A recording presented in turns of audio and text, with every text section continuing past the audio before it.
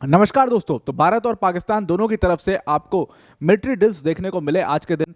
और ये military drills उस मोमेंट पर आए हैं जब दोनों कंट्रीज में तनाव बहुत ज़्यादा बढ़ चुका है। पाकिस्तान अपनी हरकतों से बाज आता नहीं। पहलगाम टेरर अटैक के बाद से पाकिस्तान, और ये पहलगाम टेरर अटैक के पहले से ही आसिम मुनीर का वो स्टेटमेंट आना, फिर पहलगाम टेरर अटैक आना, इन सब का एक दूसरे से बहुत ज़्यादा कनेक्शन था। उसको देखते हुए पाकिस्तान के ऊपर आरोप भी लगे हैं और पाकिस्तान के ऊपर ये आरोप हमेशा से लगते हुए आए हैं। पाकिस्तान ने उसके बावजूद बड़ा स्टेप लिया, एक मिसाइल टेस्ट किया, surface to surface missile test किया कराची के कोस्ट से, और वहां से फिर जो है तनाव एकदम और ज़्यादा बढ़ गया। एक्सपर्ट्स का मानना है कि अब हम उस कगार पे पहुंच गए हैं कि जहां युद्ध बहुत करीब, बहुत निकट दिख रहा है।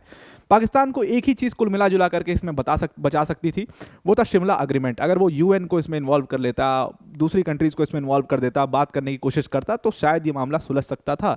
लेकिन पाकिस्तान ने क्या किया, शिमला अग्रीमेंट को ही सस्पेंड कर दिया और अब भारत ने अपना एक्सरसाइज आक्रमण को लॉन्च कर दिया है। इंडियन एयरफोर्स की ये ड्रिल है एक्सरसाइज आक्रमण। इसमें रफाइल देखने को मिला, SU-30 आपको देखने को मिले, और ये पूरा एक आर्सेनल भारत का आपको यहाँ पर देखने को मिला है।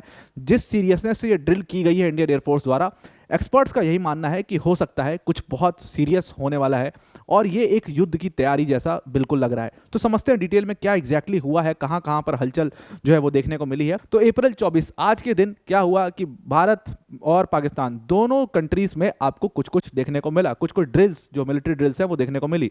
पाकिस्तान ने surface to surface missile test सुबह ही टेस्ट किया कराची के कोस्ट पर, और भारत दूसरी तरफ अपना एक्सरसाइज आक्रमण लॉन्च किया। एयरफोर्स की एक्सरसाइज है जिसमें रफाइल को इस्तेमाल किया गया और पूरा एक अटैक लाइक, पूरा एक वॉर लाइक सिचुएशन क्रिएट की गई।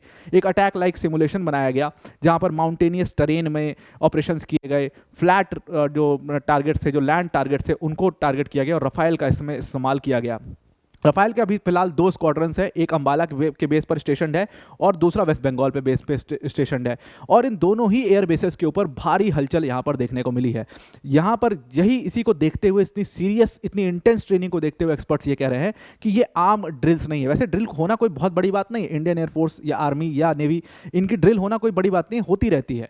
लेकिन ये ड्रिल, इसकी इंटेंस, इसकी ट्रेनिंग, इसका मतलब जो सीरियसनेस है, उसको देख करके एक्सपर्ट्स का कहना है कि हो सकता है कुछ बहुत बड़ा प्लानिंग चल रही हो।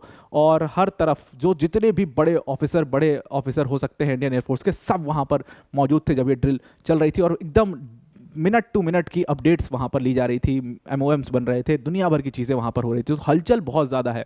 यहाँ पर इंडिया ने अपनी टेक्नोलॉजी दिखाना शुरू किया, अपना स्ट्रेंथ पहली बार इंडिया ने दिखाना शुरू किया है। इस पूरे ड्रिल के तहत उन्होंने दिखाया है कि किस तरीके से हम एयर पावर में हो गया या लैंड पावर में हो गए या सी में हो गए, हम हर जगह पर पाकिस्तान से किस तरीके से बेटर है। मतलब इंडियन एयरफोर्स की तो जो कैपेबिलिटी है उसके आगे पाकिस्तान बिल्कुल बौना सा देश है।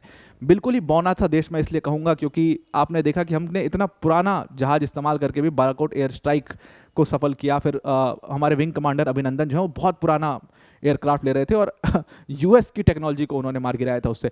तो ये सारी चीज़ें ऑलरेडी बहुत बौना दिखा चुके हैं पाकिस्तान को। वो देश जिसने 93,000, जिसकी पूरी मतलब एक पूरी मतलब बटालियन, पूरी कई सारी बटालियंस जो हैं वो सरेंडर कर देती है। 93,000 फोर्स, मतलब पूरे यूक्रेन देश के पास इतने सोल्जर नहीं होंगे शायद जितने सरेंडर कर दिया था पाकिस्तान ने, घुटने टेक दिए थे भारत के सामने। तो पाकिस्तान को हर बार ये दिखाया गया है कि इन सारी चीज़ों में अगर आप सामने सामने से लड़ने की कोशिश करोगे तो आप कुछ भी नहीं हो। लेकिन फिर भी पाकिस्तान ने क्या किया, उसने अपना फर्जी का स्ट्रेंथ शो करने की कोशिश करी और अब भारत उसका जवाब, उसका रिटेलिएशन दे रहा है। तो मल्टीपल एसेट्स जो है इंडियन एयरफोर्स के, उनके ऊपर काफ़ी सारी हलचल दिखाई दी कि उनको इधर से मूव किया गया, ईस्टर्न साइड में मूव किया गया, वेस्टर्न साइड में मूव किया गया। बॉर्डर्स के पास आपको तैनाती जो है वो नज़र मिल जाएगी। काफ़ी सारे बड़े बड़े ऑफिसर सब बॉर्डर पर पहुंच चुके हैं और अभी दिल्ली में इसी के ऊपर मीटिंग भी चल रही है। हालांकि अभी बहुत क्लैरिटी नहीं है कि उस मीटिंग में क्या हो रहा है, क्या बातचीत चल रही है, क्या निष्कर्ष निकलेगा, क्योंकि बहुत सारी सीक्रेटिव मीटिंग्स होती हैं। न्यूज़ में भी सिर्फ इतना आ रहा है कि एक मीटिंग चल रही है जिसमें S जयशंकर साहब मौजूद हैं, राजनाथ सिंह मौजूद हैं, और भी बहुत सारे बड़े जो लीडर्स हैं और उनके साथ जो स्टाफ्स हैं, जो डिफेंस स्टाफ्स हैं, वो लोग मौजूद हैं। अभी फिलहाल जो ड्रिल की गई है, जो आर्मी, नेवी या एयरफोर्स के ड्रिल के बारे में हम बात कर रहे हैं, तो उनके जब स्टाफ से पूछा गया कि मतलब क्या चल रहा है, तो उन्होंने कहा कि हमें कोई जानकारी नहीं है, बस ये ड्रिल करने के लिए कहा गया, वो सारी चीज़ें चल रही है। लेकिन ड्रिल में जिस तरीके से ग्राउंड अटैक और माउंटेनियस टेरेन पर कैसे ऑपरेशंस करना है, उसके लिए ट्रेनिंग की गई और ये बहुत ही इंटेंस ट्रेनिंग थी।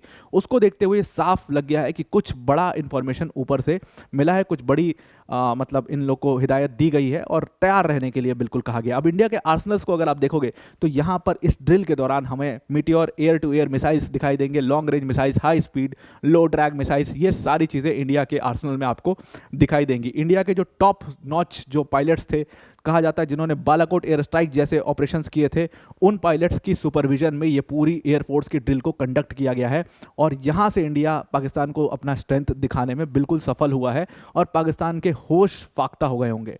तो बालाकोट एयर स्ट्राइक में ऑलरेडी हमने पाकिस्तान को दिखाया था कि इंडियन एयरफोर्स की ताकत क्या है, लेकिन बालाकोट एयर स्ट्राइक में फिर भी बहुत वेल इक्विप्ड इंडियन एयरफोर्स नहीं था, इसको कहने में कोई वो नहीं है, लाज शर्म नहीं है।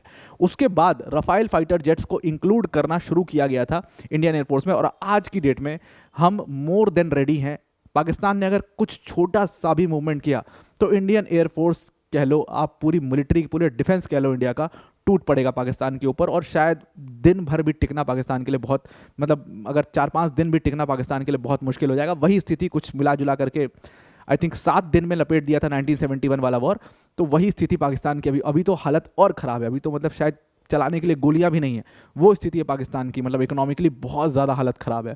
तो उसका इम्पैक्ट पाकिस्तान के ऊपर दिखेगा, उसकी आर्मी के ऊपर दिखेगा, तो वो चीज़ अभी कर दी है। उसके साथ साथ यहाँ पर हमारा जो एयर डिफेंस सिस्टम है S-400 वो भी देखने को मिला और पाकिस्तान की जो मतलब पाकिस्तान की जो हवाई ताकत है उसको मतलब मार गिराने के लिए S-400 काफ़ी यहाँ पर साबित होगा।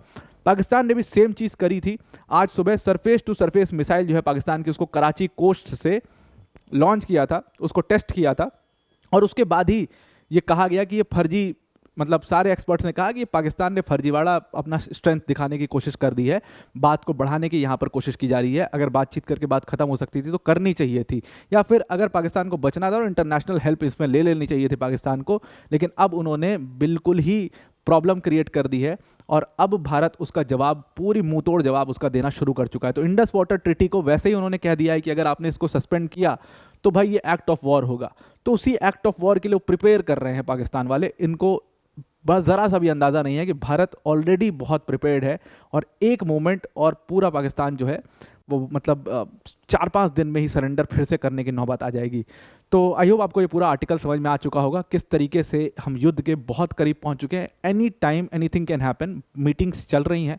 हालांकि कोशिश भारत की हमेशा से यही रहती है कि इस सिचुएशन पर ना पहुँचें कि युद्ध किया जाए, लेकिन जब पाकिस्तान की तरफ से Pahalgam terror attack, Reasi terror attack जैसी घटनाओं को अंजाम दिया जाएगा तो उसका जवाब जो है पाकिस्तान को वो इसी प्रकार से देना पड़ेगा और वो समय अब आ चुका है। तो अब आपको पूरा आर्टिकल समझ में आ गया होगा। वीडियो को एंड करने से पहले अनअकैडमी टीम की तरफ से एक बहुत बड़ी अनाउंसमेंट है कि अनअकैडमी ने अपने यूपीएससी सीएससी की कोर्स फीस में बिगेस्ट एवर डिस्काउंट करके उसको 19,999 कर दिया है। आपको इस पूरे बैच के अंदर मृणाल सर, प्रतीक सर, सुदर्शन सर जैसी फैकल्टीज़ पढ़ाएंगी।